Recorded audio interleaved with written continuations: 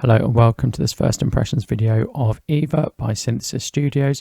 I've got Eva. I'm going to give my first initial impressions and I'll do another video which is a full and in-depth review. So Eva costs either $249 or there's this bundle that's $367, but you can get $100 off. So there isn't a great deal of difference, maybe $20 between this introductory bundle where you get 150 videos per month, or this one where you get 1600 videos per month. So most people are going to opt for this bundle, but it is expensive at $267. Let's look at the software. So I've done something really useful with AI. I've generated an image of a dog sitting in a tree in a pallet because I'm in Eva. Now what we can do, first of all, it works in a way where you generate an image and then you turn that into a video. So the idea of this is it's text to video, but you do always start with generating an image. I like this image, so what we can do here, we can create variations of this image, we can upscale it, or we can go and create a video.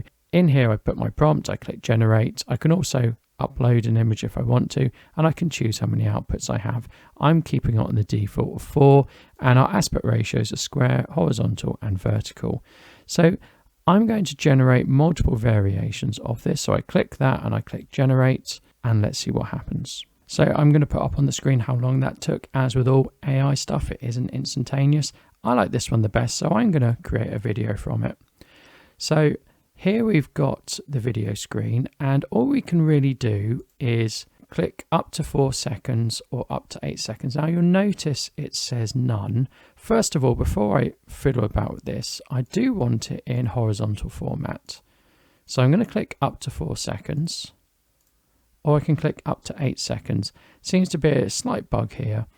And we can also do things like we can do face swapping, and we can have it consistent, we create a story. We can also change the speed of the motion. I'm going to go for medium motion. So I'm going to click generate.